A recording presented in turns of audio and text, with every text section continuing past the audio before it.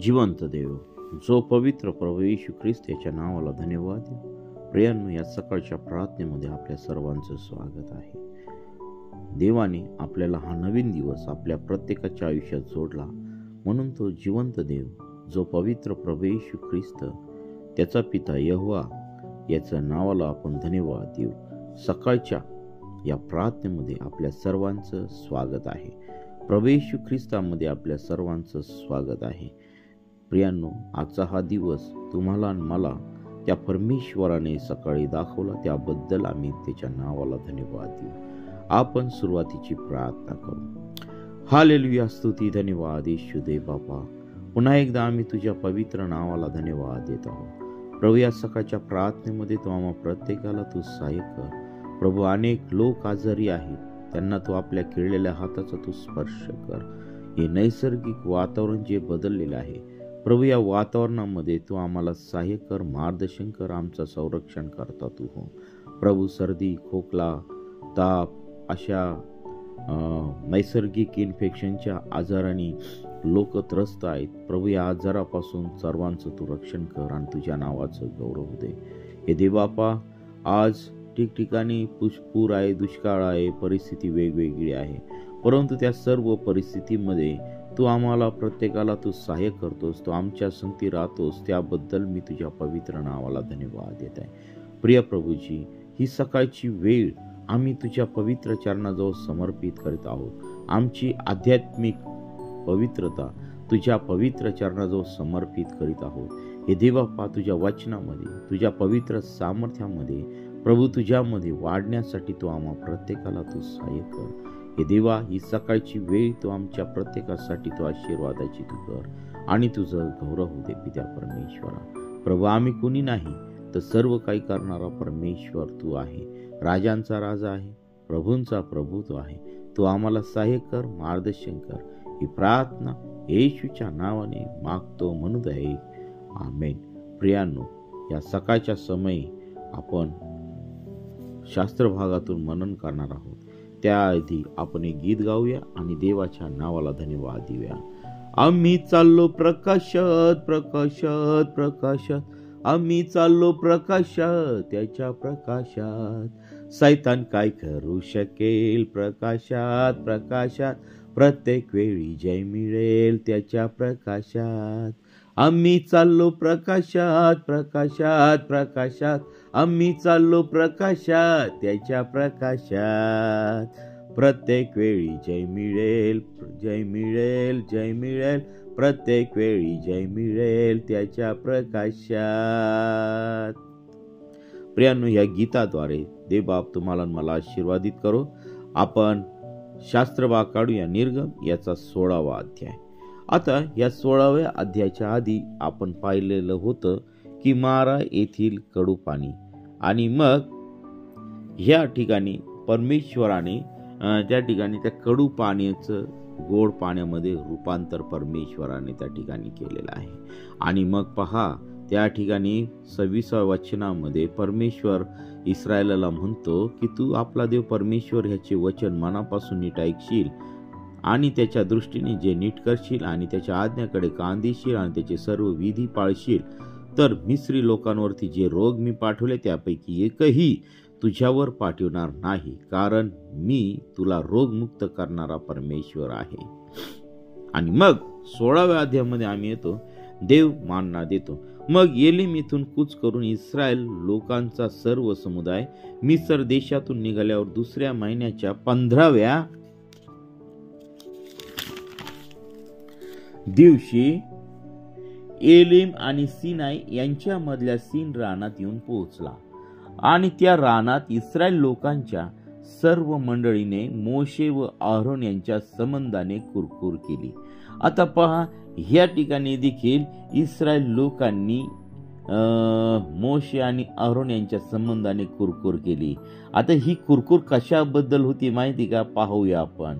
Israel लोक त्यांना म्हणू लागले की आम्ही मिस्र देशात मांसाच्या भांड्याभोवती बसून भरपूर जेवित होतो, तेव्हा आम्हाला परमेश्वराच्या हातून मरण आले असते तर पुरवले असते, पण ह्या सर्व समुदायाला उपासाने मारावे म्हणून तुम्ही आम्हाला ह्या रानात आणले आहे.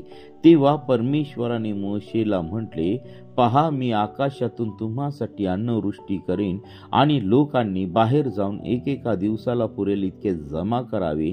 यावरून ते माझ्या नियमाप्रमाणे चालतात की नाही याविषयी मी त्यांची परीक्षा पाहीन. पहा, ह्या ठिकाणी आता दुसऱ्यांदा एकदा पाण्याविषयी त्यांनी कुरकुर केलेली आम्हाला दिसत आहे. आणि आता ही दुसरी कुरकुर आम्हाला या ठिकाणी दिसत आहे की पहा, ह्या ठिकाणी ज्या देवाने त्यांना समुद्रातून काढून आणलेलं आहे, ज्या देवाने त्यांच्यासाठी उन्हापासून संरक्षण व्हावं म्हणून मेघस्तंभ होता आणि रात्री त्यांना उजेड दिसावं म्हणून अग्निस्तंभ त्यांच्यासाठी परमेश्वराने ठेवलेला होता, तर प्रियांनो, देवबाप त्यांच्या संगती चालत होता. परंतु हे जे लोक होते हे खूप कठोर लोक होते. हे देवाला न ओळखणारे लोक होते. यांनी देवाच्या सेवकावरती आक्षेप या ठिकाणी आम्हाला घेतलेला दिसत आहे. यांनी म्हणजे देवाच्या सेवकांच्या विरोधात, म्हणजे देवाच्या विरोधात कुरकुर आम्हाला या ठिकाणी करताना त्या ठिकाणी दिसले. प्रियांनो, आमच्या जीवनामध्ये देखील देवाने जर आमच्या प्रार्थना नाही ऐकल्या, देवाने जर आमच्या म्हणण्याप्रमाणे नाही केलं, तर आम्ही देखील परमेश्वराच्या विरुद्ध कुरकुर करत असतो की देवाने आमची प्रार्थना ऐकली नाही. परंतु प्रियांनो, देवाच्या योजना आणि देवाचे प्लॅन आमच्या विषयी वेगळे असतात. आमच्या विचारांपेक्षा देवाचे विचार वेगळे असतात.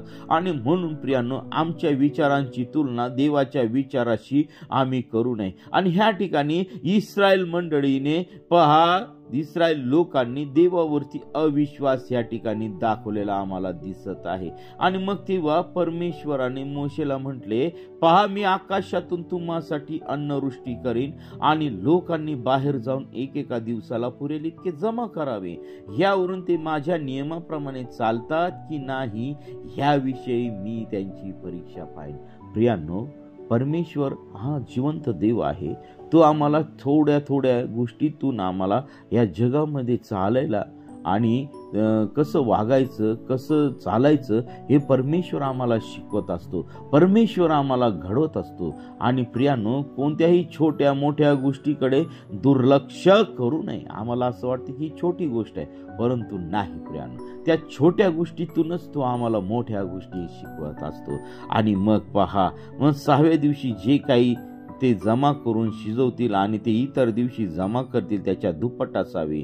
मोशे आणि आरोन या सर्व इस्रायल लोकांना म्हणाले, परमेश्वराने तुम्हाला मिस्र देशातून आणले हे तुम्हाला संध्याकाळी कळून येईल आणि सकाळी तुम्ही परमेश्वराचे तेज पाहाल, कारण परमेश्वराविरुद्ध तुम्ही कुरकुर करीत आहात ती त्यांनी ऐकली आहेत. आम्ही असे कोण की तुम्ही आम्हा विरुद्ध कुरकुर करावी. मोशे म्हणाला, परमेश्वर तुम्हाला संध्याकाळी मांस खायला देईल व सकाळी पोटभर भाकरी देईल. तेव्हा असे होईल, कारण तुम्ही परमेश्वराविरुद्ध कुरकुर करीत आहात. आणि ती त्यांनी ऐकले. आम्ही कोण तुमचे कुरकुरणे आम्हा विरुद्ध नव्हे तर परमेश्वराविरुद्धच आहे. मोशे आरोनाला म्हणाला, इस्रायल लोकांच्या सर्व मंडळीला सांग की तुम्ही परमेश्वरासमोर या, त्याने तुमची कुरकुर ऐकली आहे. आरोन इस्रायलाच्या सर्व मंडळीशी बोलत असता रानाकडे नजर फिरवली. ती ढगात परमेश्वराचे तेज त्यांना दिसले. परमेश्वर मोशेला म्हणाला, इस्रायल लोकांची कुरकुर मी ऐकली आहे. त्यांना सांग की संध्याकाळी तुम्ही मांस खाल आणि सकाळी पोटभर भाकरी खाल, म्हणजे मी तुमचा देव परमेश्वर आहे हे तुम्ही जाणाल. संध्याकाळी असे झाले की लावे येऊन सर्व छावणीभर पसरले आणि सकाळी छावणीच्या सभोवती दव पडले. हे पडलेले दव सुकून गेले. तेव्हा त्या रानातील सर्व भूमीवर खवल्यासारखे हिमकणा एवढे बारीक कण पसरलेले नजरेस पडले. आणि इस्रायल लोक ते पाहून एकमेकास म्हणाले, हे काय? कारण ते काय होते ते त्यांना माहीत नव्हते. मोशे त्यांना म्हणाला, परमेश्वराने तुम्हाला खायला दिले आहे ते हेच. परमेश्वराने आज्ञा केली की ती ही की प्रत्येकाने आपापल्या आहाराप्रमाणे हे गोळा करावे आणि ज्याच्या त्याच्या डेऱ्यात जितकी माणसे असतील तितक्यांसाठी, म्हणजे आपापल्या माणसांच्या संख्येप्रमाणे प्रत्येकी एक ओमर जमा करावे. इस्रायल लोकांनी तसे केले. कुणी कमी कुणी जास्त गोळा केले. त्यांनी ओमरच्या मापाने मापून पाहिले, तेव्हा ज्याने फार गोळा केले होते त्याचे अधिक भरले नाही, व तसेच ज्याने थोडे गोळा केले होते त्याचे काही कमी भरले नाही. प्रत्येकाने आपापल्या आहाराच्या मानाने ते गोळा केले. आणि मोशेने त्यांना सांगितले की कोणीही यांच्यापैकी काही सकाळपर्यंत ठेवू नये.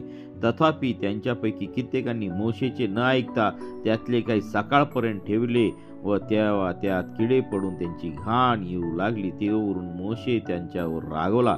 या प्रकारे ते नित्य सकाळी आपापल्या आहाराप्रमाणे ते गोळा करीत आणि उन्हाचा ताप वाढला म्हणजे ते वितळून जाई. 6व्या दिवशी त्यांनी दुप्पट म्हणजे प्रत्येक माणशी 2 ओमर गोळा केले.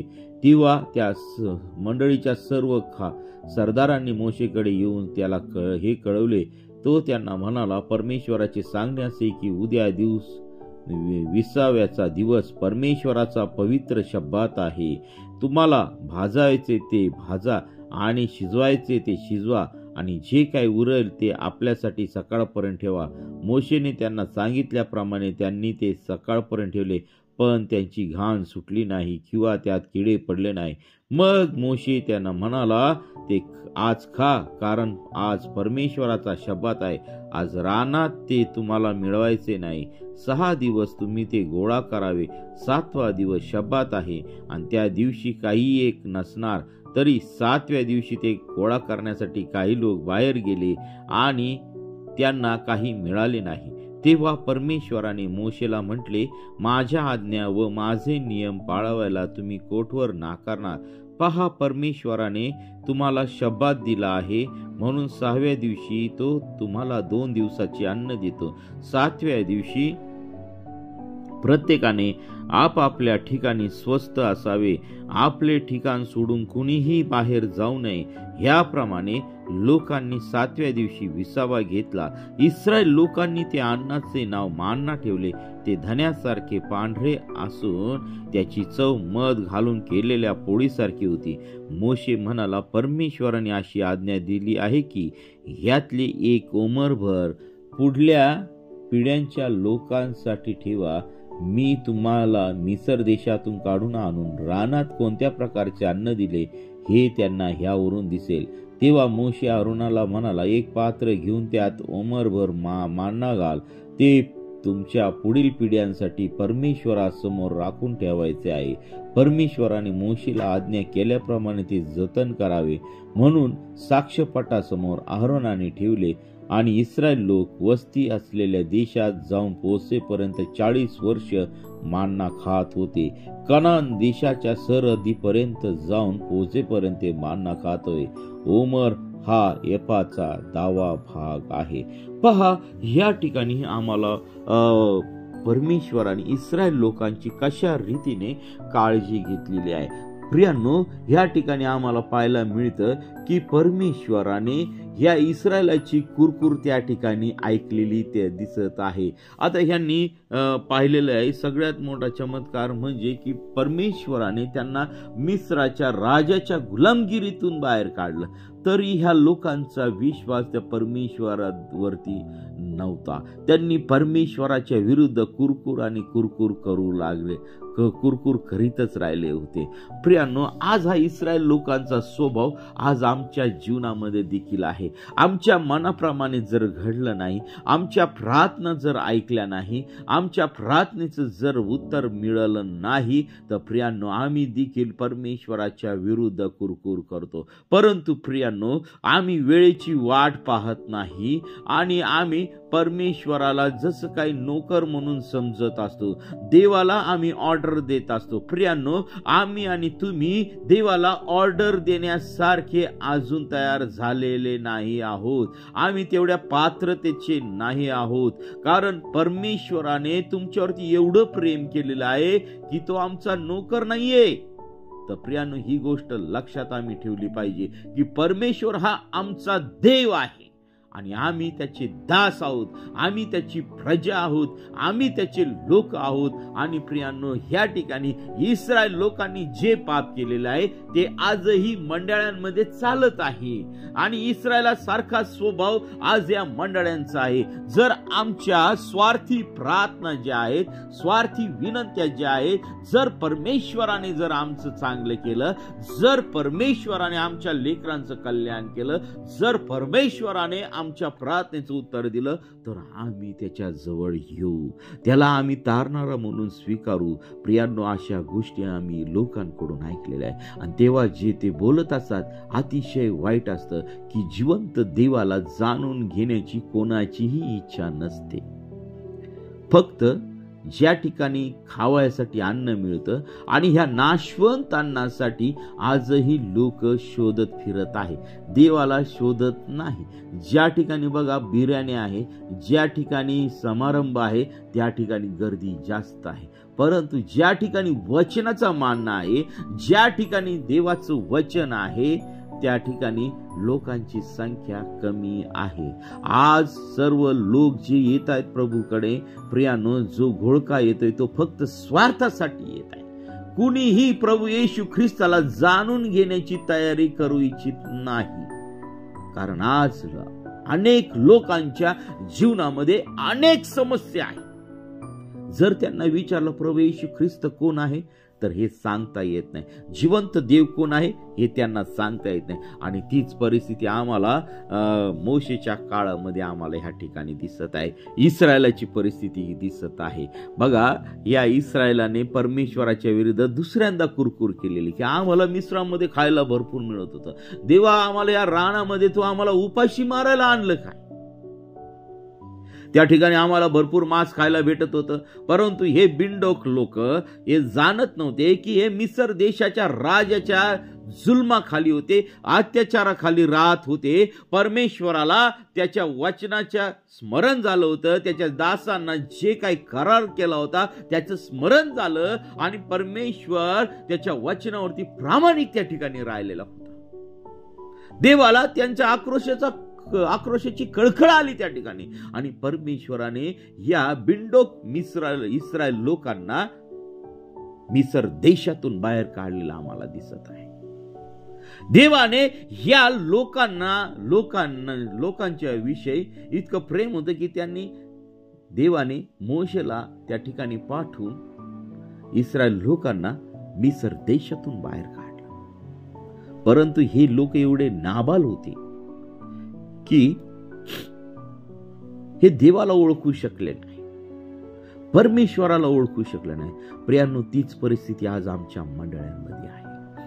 आम्ही परमेश्वराची परीक्षा पाहत आहोत, परमेश्वराच्या विरुद्ध कुरकुर करीत आहोत आणि तो स्वभाव, कुरकुरीचा स्वभाव आजच आम्ही आमच्या जीवनातून काढून टाकूया.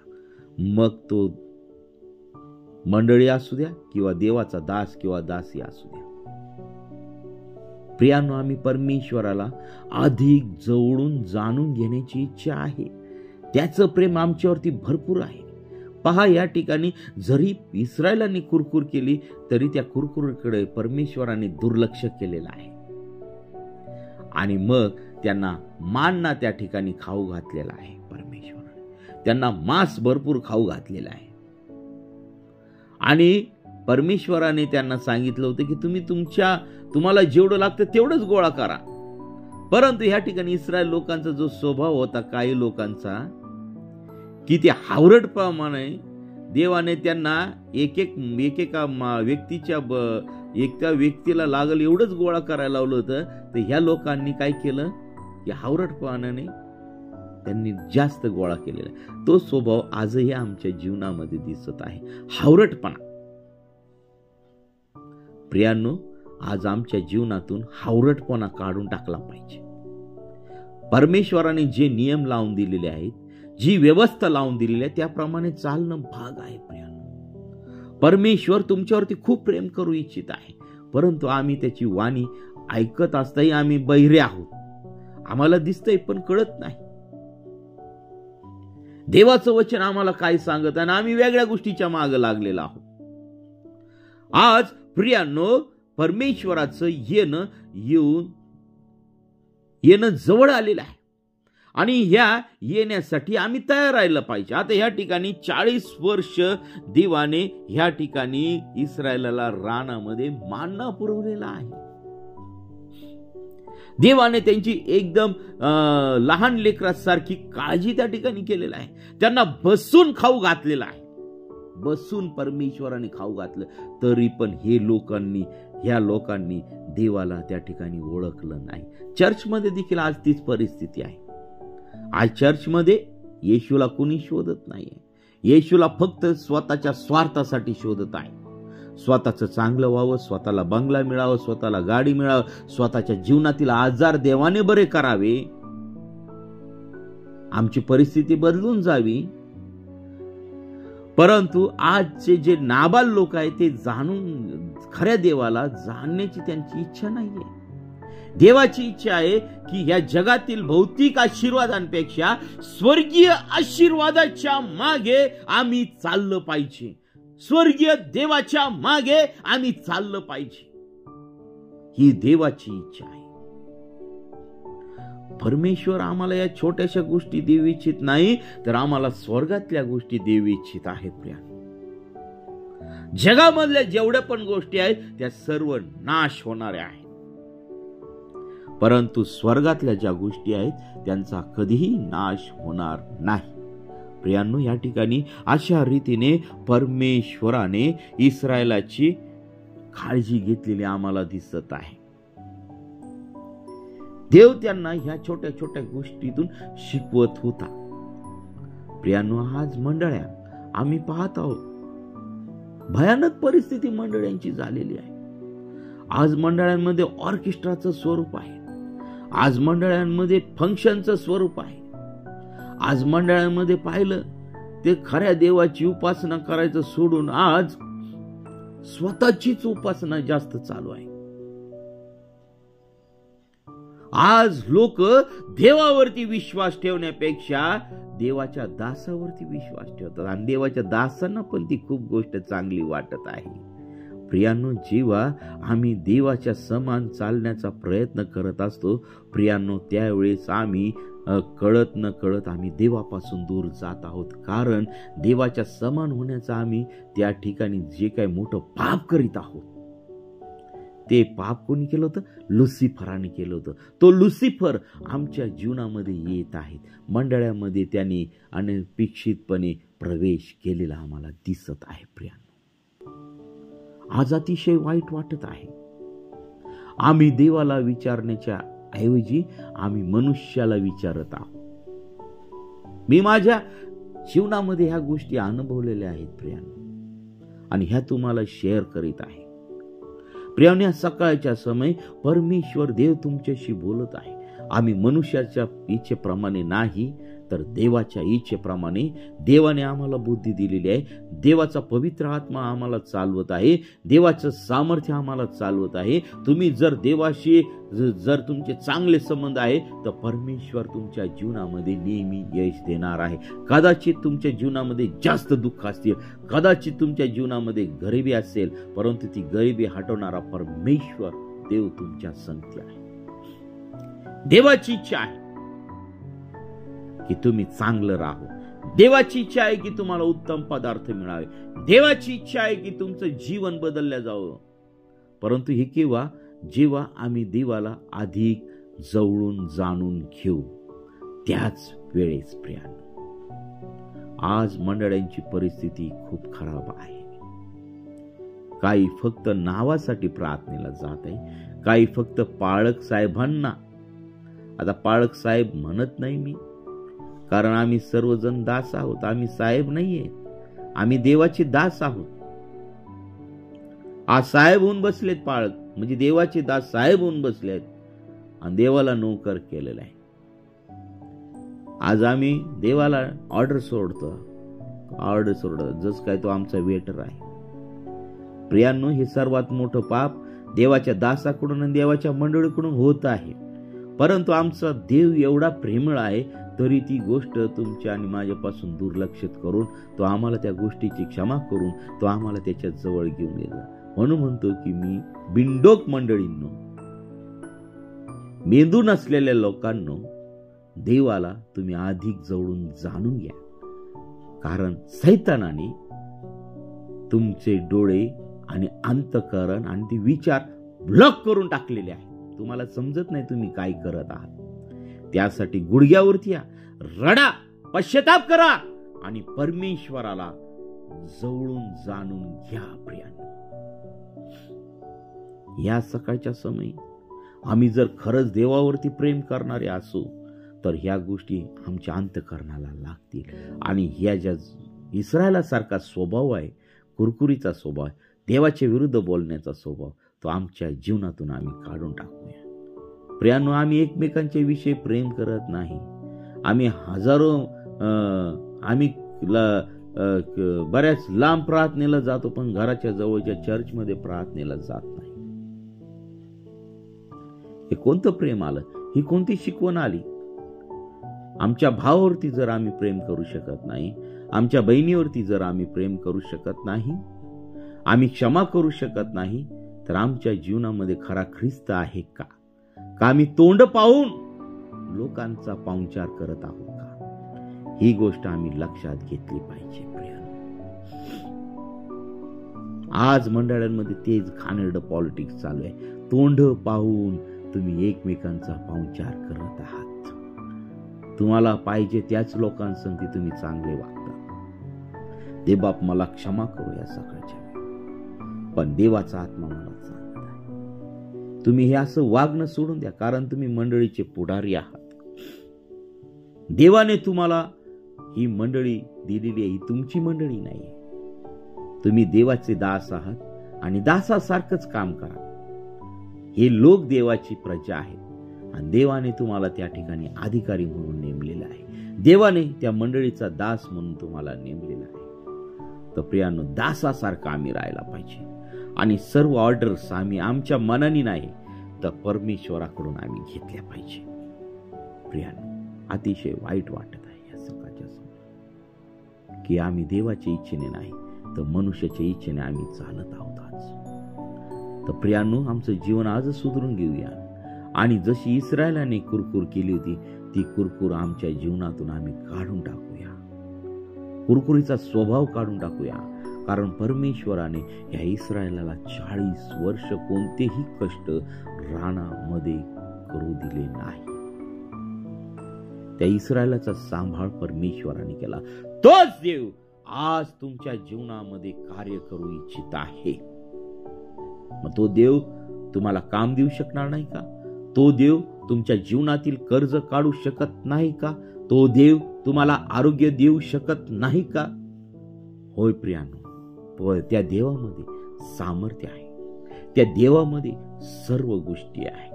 तर प्रियांनो, चला आज त्या जिवंत देवाला, त्या प्रभू येशू ख्रिस्ताला आपण हात मारूया आणि तो आमच्या प्रार्थना ऐकेल. तो आमच्या प्रार्थनेचं उत्तर देईल. पण केव्हा? आमच्या जीवनातील कुरकुरीचा स्वभाव आम्ही काढून टाकूया आणि तसेच आम्ही देवाच्या इच्छेप्रमाणे चालण्याचा प्रयत्न करणार आहोत. देवाचे नियम पाळण्याचा प्रयत्न करणार आहोत. प्रियांनो, या सकाळच्या समय आम्ही आमचं जीवन पवित्र ठेवण्यासाठी तो आम्हाला सहाय्य मार्गदर्शन कर. आम्ही कुणी नाही तर सर्व काही करणारा परमेश्वर तू आहेस. देवापा, तुझ्या इच्छेप्रमाणे चालण्यासाठी तो आम्हाला सहाय्य कर. प्रियांनो, या छोट्याशा वचनाद्वारे देवा तुम्हाला मला आशीर्वादित करो. काही माझ्या मुखातून चुकीच्या गोष्टी गेल्या असतील तर प्रियांनो, देवाच्या लोकांना तुम्ही मला क्षमा करा. देवा तुम्हाला या वचनाद्वारे आशीर्वादित करो. आमेन. आपण प्रार्थना करूया. हालेलुया. स्तुती, धन्यवाद ईशू दे बापा. प्रभू, ऐकणाऱ्या प्रत्येक व्यक्तीचा ताबा तू घे. प्रत्येकाला तू आपल्या खिळलेल्या हाताचा तू स्पर्श कर. प्रभू, ज्याप्रमाणे तू माझ्या संगती आहे, माझ्या परिवारात संगती आहे, प्रभू माझ्या लोकांसंगती आहे. ओ दे बापा, आज ऐकणाऱ्या प्रत्येक व्यक्तीला तू आशीर्वादित कर. ऐकणाऱ्या प्रत्येक व्यक्तीला तुझ्या पवित्र सामर्थ्याने तू भर.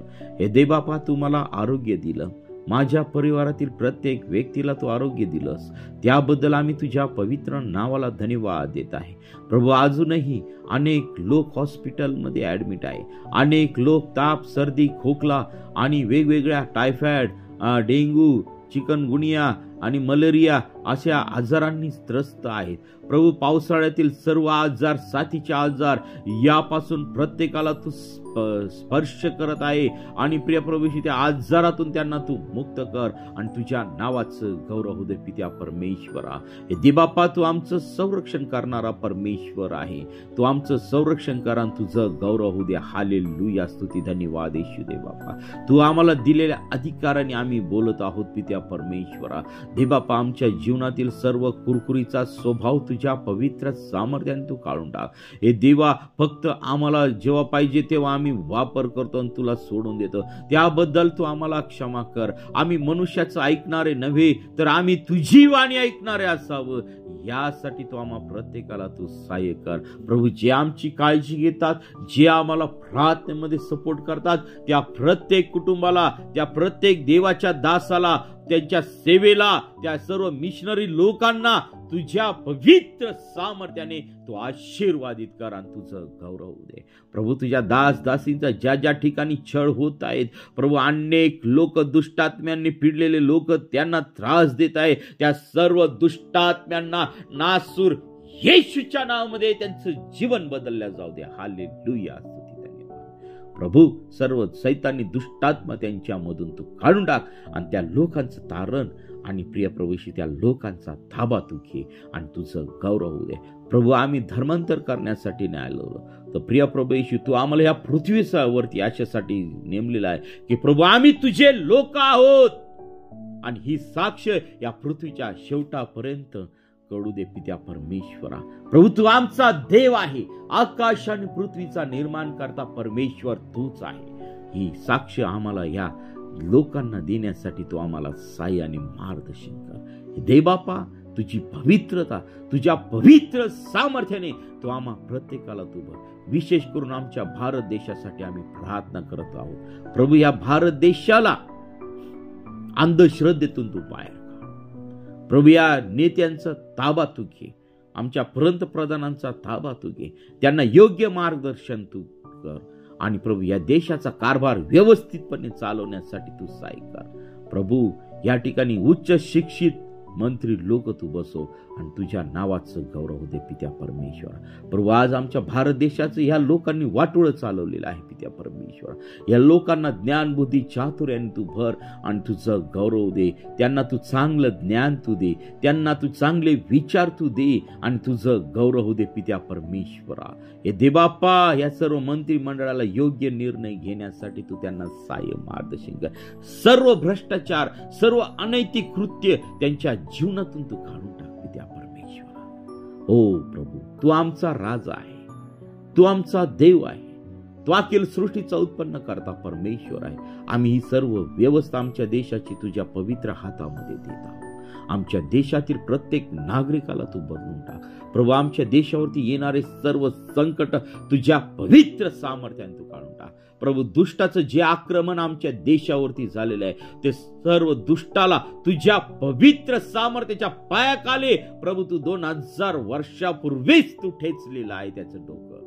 आणि प्रभू, त्याच्यावरती तू विजय मिळवलेला आहे आणि तो विजय आमच्या जीवनामध्ये देखील तू दिलेला आहे. प्रभू, तू आम्हाला आमच्या आजारांवरती विजय दिलेला आहे, आमच्या कर्जावरती तू विजय दिलाय, आमच्या निराशेवरती विजय दिलेला आहे, आमच्या प्रत्येक व्यवसायावरती विजय तू दिलेला आहे. त्याबद्दल आम्ही तुझ्या नावाला धन्यवाद देत आहोत. हो प्रभू, तू आमच्या प्रत्येकासंगती तू राहा.